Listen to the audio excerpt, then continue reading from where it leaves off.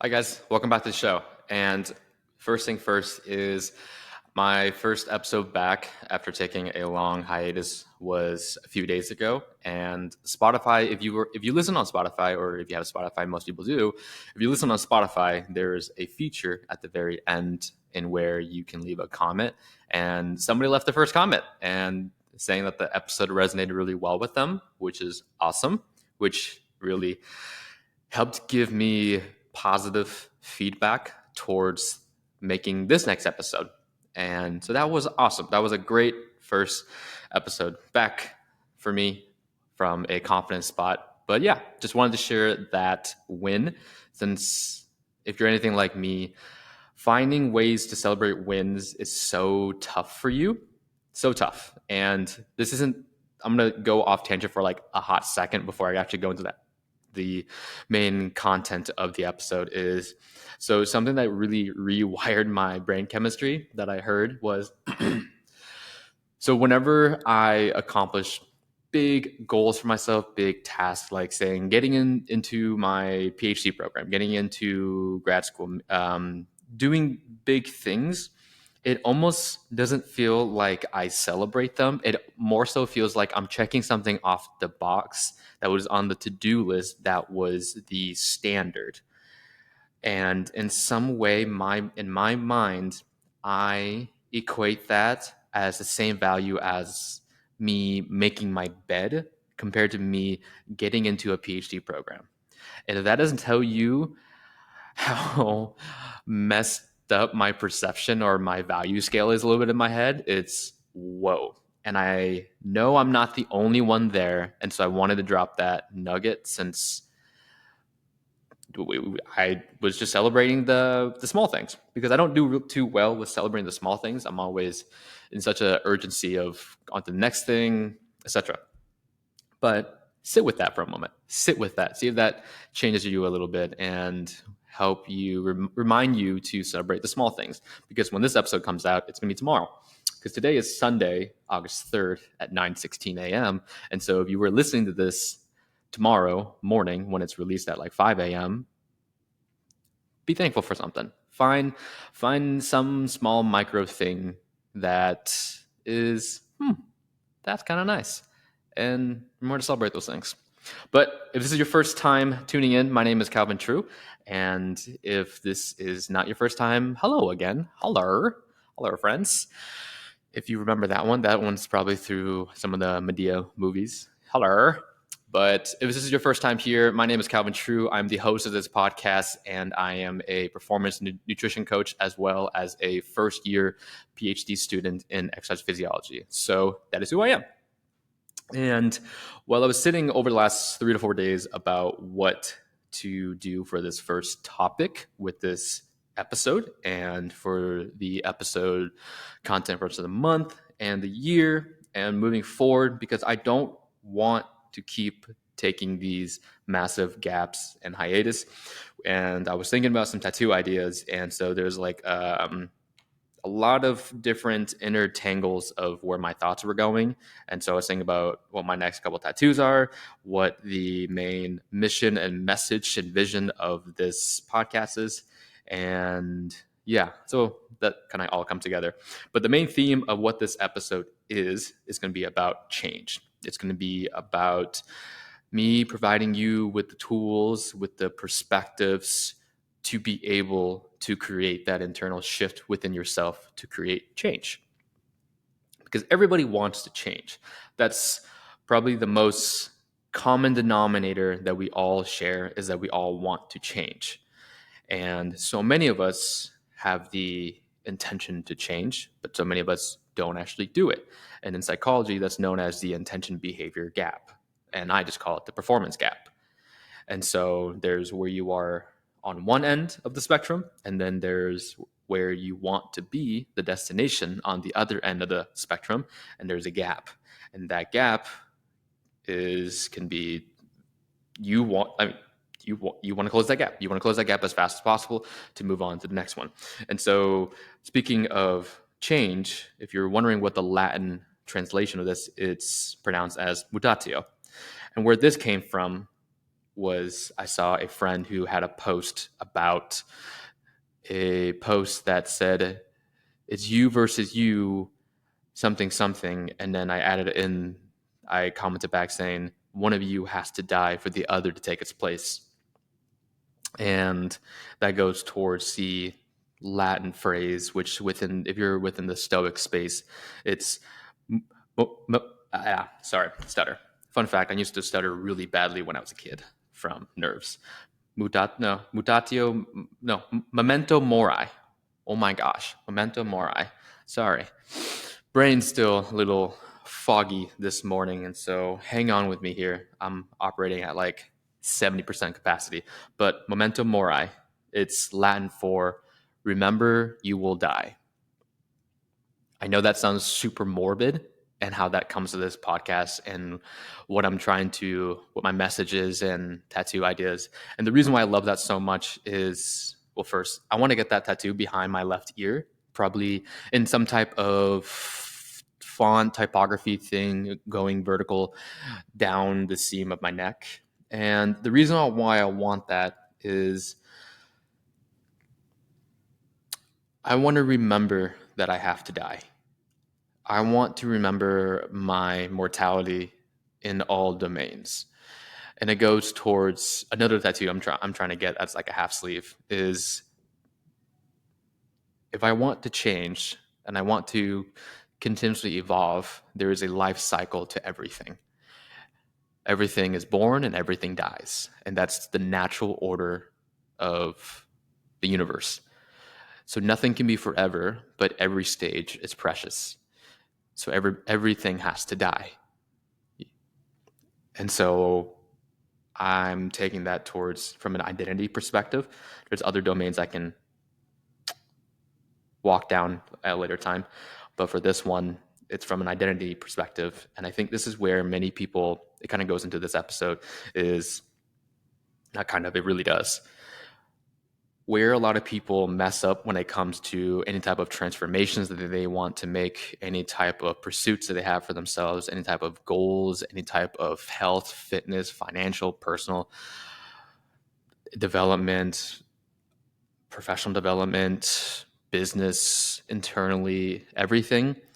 One of the big things that people forget is the identity change component.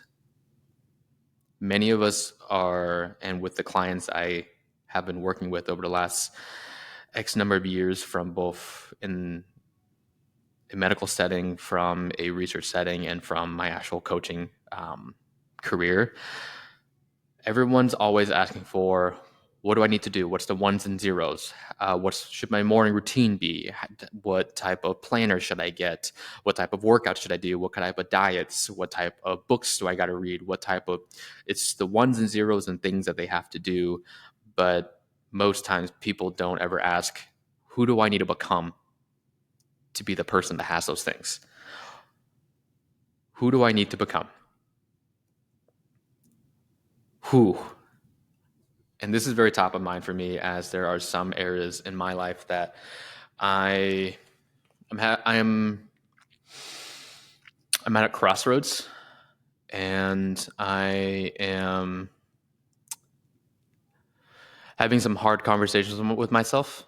And this is also another thing, is many of us avoid those hard conversations. Many of us are too busy with so many inputs that we don't have time to sit with our own actual thoughts and be bored and ask what we actually want to want.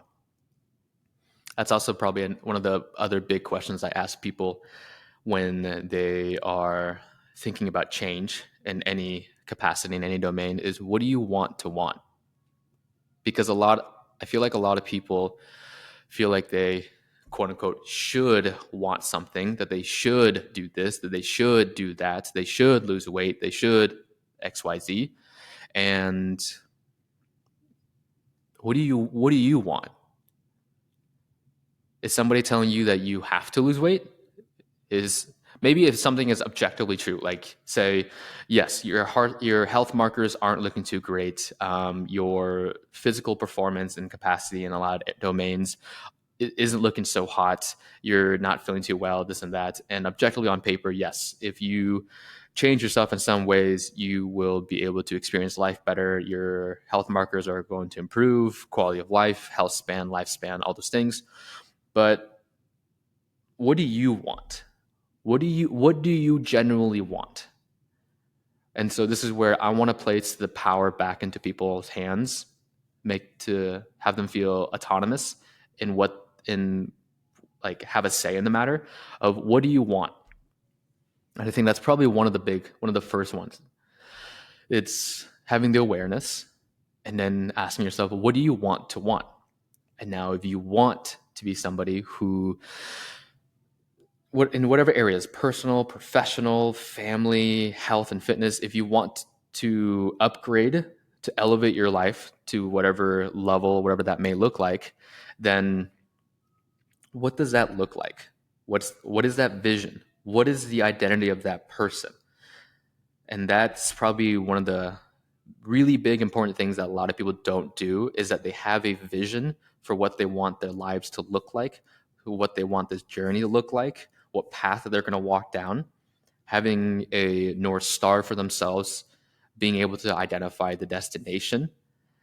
And I'm just going to, the very first top of mind, like metaphors, analogy I come back to is probably health and fitness, because that's within the sphere and domain that I work and operate within. So it's so top of mind for examples here. And so if you say you are somebody who wants to lose weight, for example, if you are only thing that you are so concerned about, and it's not saying you're wrong, but you're missing the really big lever, the really big foundational lever here is, who do you need to become? What does that person not just look like, but how do they navigate their day? How do they see the world? What do they smell? What do they hear? What are the thoughts in their mind that they hear? What do they hear when they speak themselves? What do they feel? How do they What are the language they use? What are their belief systems? And if you start asking those questions, you start asking better questions, you get better answers of who that person is. If the more crystal clear your vision can be, and if you're and with vision, think of vision as the long range perspective for yourself of how you want to cast the path that you're about to walk on, the pursuit, the hero's journey that you are about to embark on. Think of this as like your Lord of the Rings, Frodo's journey to Mordor. I think that's that. Please don't come at me if I got that wrong. And you're about to go through these next different chapters and seasons of your life, just like how there's 3 different movies. I don't even know how many books. So please don't come at me. This is like a rough one, but the principle's here. And when you're on this, notice through the character arc that the characters change, and so they become somebody else. But there's a vision, there's a big overarching thing, because if you just say you want to lose 20, 30, 40 pounds, or you want to do that, then what are the things that you not just have to do, but who do you have to become? And once you can identify that vision for yourself, that starts all the steps in between from where you are now to where you're trying to get to, that performance gap, they start to light themselves up. They start to become very clear to you, and you can operate in alignment with where you're trying to go. And so once you have that vision, that long range perspective of, it could be 5, it could be a 10-year thing, it could be like whatever that vision is you have in your life. And this is not just isolating to health and fitness. It is broad, that you can do a broad stroke to other things. Is okay, you have your vision. Okay, the identity. Who is that person? You now probably take an audit of who that person is and who you are today. What are you going to have to give up? What are you going to have to cut out? What are the habits that's holding you back? What are the language that you use? What are the beliefs that you use that are holding you back, getting in your way, that's not serving you? this is something you really got to sit with. You really got to sit with this. You can't just passively do this because there's so many people because losing the weight is easy, but so many people will gain it back in 5 years or whatever, and they'll gain back even more. And people go through this yo-yo dieting thing, and they go from one diet to another. And the thing is, every single diet works, but if you don't work, then it won't work. Just like how there's no perfect diet, there's no perfect training program. It's everything works. It's what's the most sustainable thing for you? What works with you? And with that, you have to know who it is that you want to become, who you want to be, who you want to show up in this world fully as, and what does that person do, look like, feel, smell, hear, touch, and audit that person, their habits, behaviors, everything, the language, how the whole thing, and then audit where you are now and look at the difference. Once you see that difference, now that tells you how to start behaving in a way that is more in alignment. So if there's habits and behaviors and components of your identity that you have now that isn't in alignment with that version, then you have to answer the question of, are you willing to pay the price? Because you can have anything in this world, but you can't have everything, and you can't carry the body of your old identity while trying to get the new one. You're going to be 1 foot in and 1 foot out the whole time. You're never going to fully get there.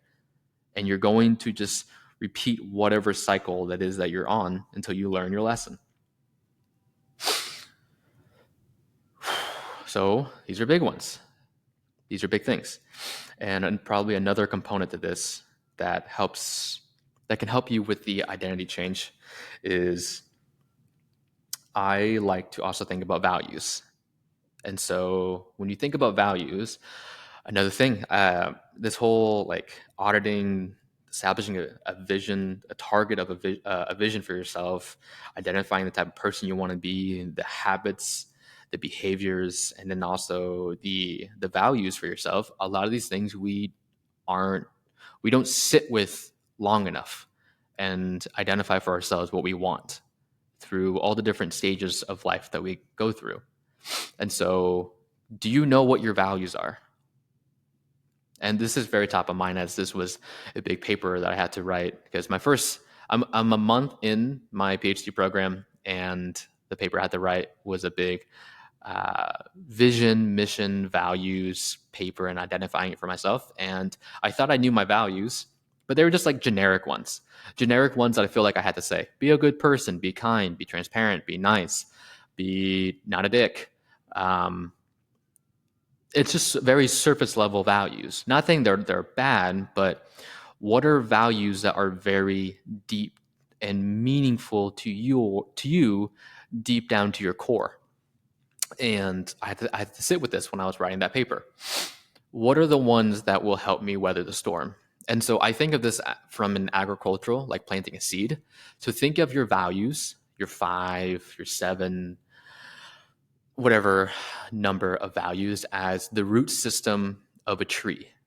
The deeper the roots go, the more time that the tree has time to cement its root system into the ground, the more rooted you are in who you say you are, the more strength, the more durable you are, and the more endurance you will have to be able to weather the storms of everything that will come at you from the world and from your own doing. And so sit with that. What are your values? What are the values that you have that helps you navigate through this world? And these values aren't supposed to be ones that they're not supposed to be trendy. They're supposed to be deep and meaningful values to you and that are important. And some of the ones that I can share, and I can make a whole different podcast episode on this, is some of the values that I remember was agency, continuous self-improvement, standards, ownership, endurance, like psychological endurance, durability. And there's so much more nuance to all of those, like for sure, that I think I'll share on another episode. But what are these values that you have for yourself? And these values will help you as a decision filtering system. So then you can lead with value and continue to root yourself into the identity that you want of who you say you want to be. So if you haven't done that yet, I would recommend sitting with yourself. What do you value? What are and it's for you. It's for you. Probably yeah, I think I'm going to leave that one there. I think I'm going to leave that one there. And another thought that came to mind for this one is so growing up for me, I didn't have the best role models. I had no male figures to look up to. When it comes to like a male figure, it's very very absent for me, and the thought I have in my mind is, how can I show up as that superhero, as that role model that my 8-year-old self would look to me as, would look to me and be like, wow, we became that. We did it. We were so cool. We're doing the things. We became that superhero.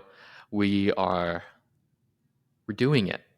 And I want my 8-year-old self to look at me now and want to become the man that I'm becoming. And when I think about that, there's areas where I say that is true. And there are some areas where I wouldn't want him to see me. And I think about that. And then on the inverse, I think about my 80-year-old self. And I think of him looking back at me now and being proud that I'm showing up fully, truthfully, and as authentic as I can be now, because I'm on path to becoming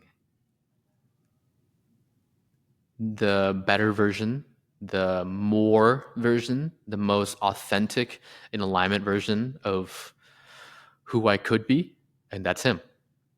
And I want to make him proud. And so I think about that from an identity perspective as well. Anytime I feel like I'm steering off course, kind of like when you're driving on the road and you set the cruise control, but you accidentally move your arm, or you're driving and the steering wheel is on like your knees or something, and it's just slightly steering off course a little bit. But then you can feel that you're out of place, out of alignment, and you gotta turn yourself back in. So I think of that as filters as well. So if the vision is the target of your future, and you can identify who that identity, who the person is that you want to be, and you establish your values, rooting yourself, cementing yourself to be able to stand strong, and that way you have the best leverage to keep yourself on path to be behaving in alignment to who you say you want to become, and towards that vision of yourself. And remembering that 8-year-old self, that 80-year-old self, these are kind of ways where I have installed guardrails for myself to help keep me on path. And when you ask yourself these questions of, am I behaving in a way that is in alignment with my values? Am I behaving in a way that would make my 8-year-old self proud? Am I behaving in a way that would make my 80-year-old self proud? Am I behaving in a way where I will be proud of myself at the end of the day, that I can close my eyes and have complete peace with the decisions that I made, with the things that I can control. Peace. I think at this point in life, I don't think happiness is one of the things that I am on pursuit of. I think it's more so peace within myself and the decision I make, and I hopefully for you guys too.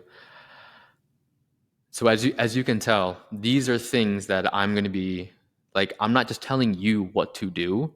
I'm more so pulling back the curtains, showing you how the sausage is made of what I am actively working through myself. And this is going to be a continuous thing, as one of my values is continuous self-improvement. It's continuously to water the seeds, to water the plants, to water yourself, because if you don't continue to water yourself, then you die. But it's okay to die also for something else to come. So, if you're watering weeds, then now is the time to let it die and start watering what you actually care about. So, having that identity change component is a big one. And anytime that you feel like, which I wrote down right here.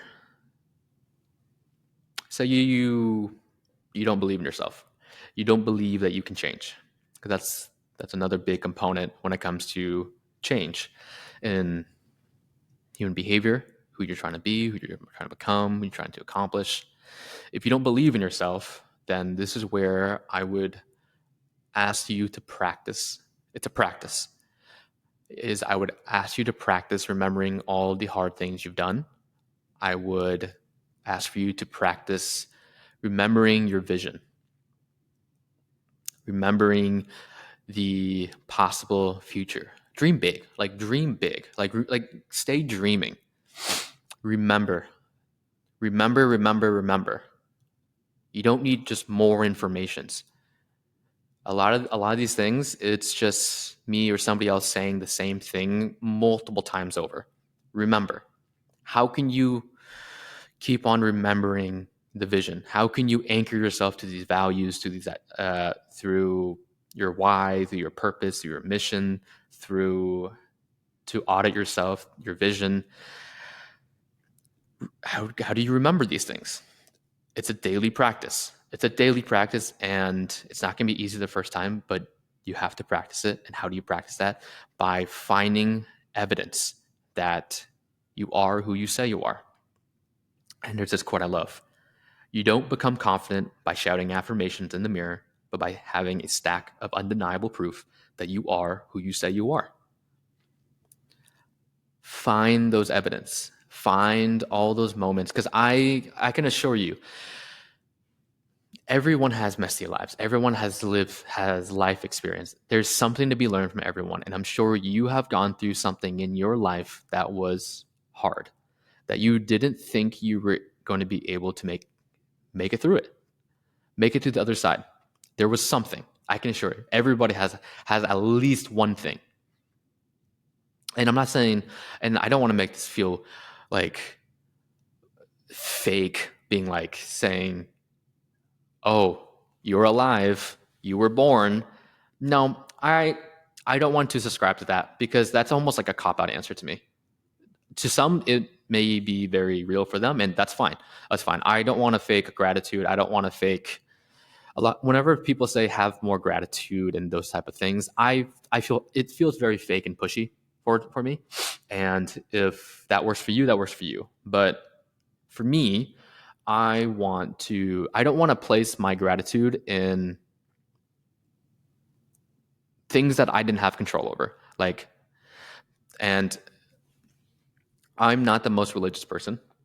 That's a whole thing, but I have belief. I have that, and I want to place my evidence that it's more of a fuel source and more meaningful. It pulls on the tether of something more emotional, more powerful for me, is if I can remember things that I have overcame for myself that was hard, that was, and I undeniably was there to play a role. I'm not saying that there couldn't have been a higher power, like whatever, but let's stick to, I'm just sharing from my personal experience.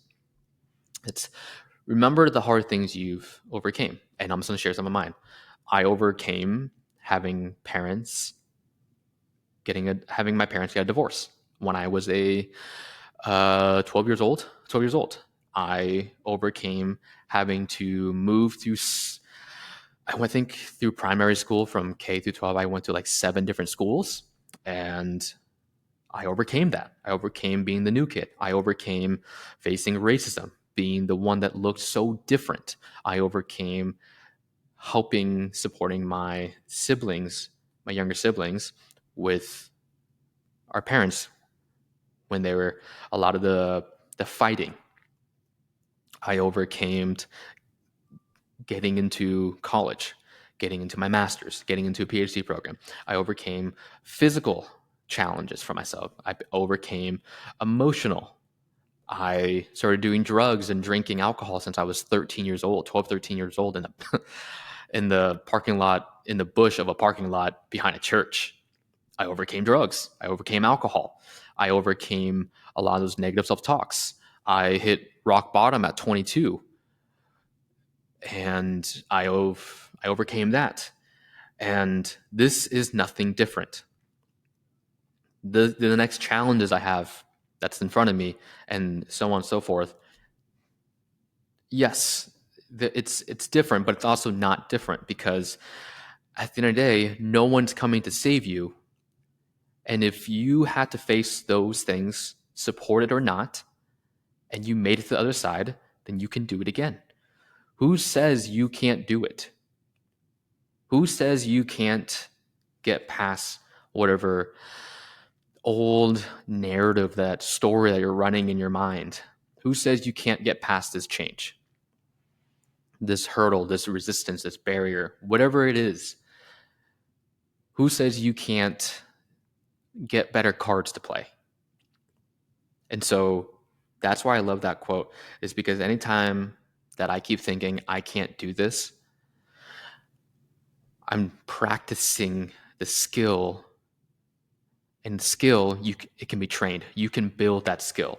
Some people spent more time building it, and some people haven't. And so that means you can build a skill. You can build a skill of remembering that you've done hard things before. You can draw back on evidence, being you've overcame adversity, and this is no different. If anything, you're even more equipped now because you have a higher stack of evidence that says you can do this. You have more experience. Maybe you have more money. Maybe you have more resources. Maybe you have, for your brain's more developed. This is no different. This is no different. And if there's this hard task that you're trying to get over, maybe you're placing it on too high of a pedestal, making it harder than it needs to be. Maybe why don't you just, in your mind, pull that lever, create that lever, and create that button to where you just lower it down. Instead of you're climbing up this hard pedestal mountain, lower it. It's eye level. You just walk up to it. Boom. So remember that you've done hard things before, and you can do it again. There's no reason why you can't overcome this like everything else you overcame. And so from a belief standpoint, belief is one of the biggest things. Perception, belief, action. Because how do I want to say this one?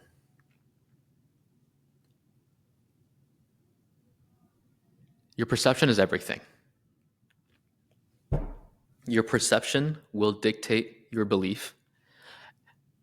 What you think about, if you think about what beliefs are, it's just thoughts that you say over and over and over. Yeah, sit with that one. So if your perception shapes your beliefs and your beliefs dictate your action, then look at it from a different viewpoint. Look at the situation from a different angle, from a different viewpoint. Shift it. If you can shift that, then maybe you can shift your belief. And if you can practice remembering that you've done hard things before, and this is no different, a problem is a problem. No matter how complex a problem, it can still be solved. So now you take action. Because there's only two things I've found true in this world in 29 and a half years circling the earth is the only thing that you can control in this world is how you perceive the world and how do you respond. Those are the only two things that you can do. It's how you see the world and what do you do next. So if you don't like the lens and how you're viewing the world, change the lens. And with that one, I think of there's these things, these little back in the 90s or like early 2000s as a kid. It's like you place these things on like this glasses thing on your face, and like one side with one color, the other side with another color, and there's this knob on the side. You can just shift the color the frame is changing. So I like anchor my mind to that anytime I'm viewing something, to where I can feel like an internal rattle being like, Calvin, you are viewing this not through the perspective that's the most helpful or true. You're viewing reality through a lens that's crafted by a narrative that's not serving you. You're not looking at the picture as how it actually is. So I just think of myself physically switching that frame. And then I take a moment to pause. There's power in the pause. And then I respond. So belief has a lot to do with a lot of this stuff and in who you want to be. And remember that the identity that you have now, they probably have to die. They probably have to go. You're going to have to trade something to get something else. Memento mori. Remember that you will die. I don't know if I said this earlier, but that's also the reason why I want to get it tattooed behind my ear, because I'm a very tactile, like physical person. And so if I can see it, if I can feel the tattoo behind my ear, it's a physical tether for me, an anchoring system to remind myself, hey, your identity, who you are right now. Do you need to make a trade-off? Do they have to die? Or remember, you did have to die once for this new person, and you will have to do it again for the next one. So these are ways that I'm trying to almost physically find a way to remember for myself, is by getting a freaking tattoo. And plus, it looks super sick. And not saying every tattoo has to have meaning. Like if you're watching this through the podcast video or YouTube, I have like this rose tattoo that's on my hand that's super cool. There's no meaning besides it just looks sick. But the 211s, which I can actually talk about that, it adds to the show here. I have 211s on my hands right here. And this goes with like the angelic number of 1111 at the time of in my life where I got it like 2-3 years ago. I was seeing 1111 a lot. And this is another reminder for me is I might be butchering this, but 1111, it's like trusting. It's the word that comes to mind is trust. Yeah. I'm not going to, no, let me actually just say like how I actually like think about it and remember it. When I see the 1111, I think of trust, and where I place that trust, it's open to how I change it. But I think of myself. I think of these hands. I think of maybe a higher being, whatever. But anytime that I don't believe in myself, I look down and I see these 11s, and I remember my hands will come in contact with everything. My hands will touch everything. And what there's a lot of stuff in this world that I can't control. What I can control are my hands.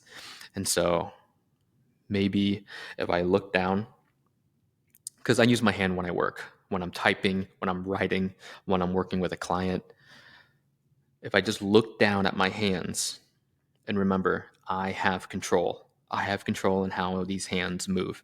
I have control in what I do next. Trust in your hands. Have a little bit more trust. And it's hard for me. It's hard for me. And so I needed something to remind me of it. And so that's why I got these 11s on my hand. So adds back to this. Find ways for you to remember. You don't have to actually just go get tattoos. You can if you want to. It's super fun. And they look cool.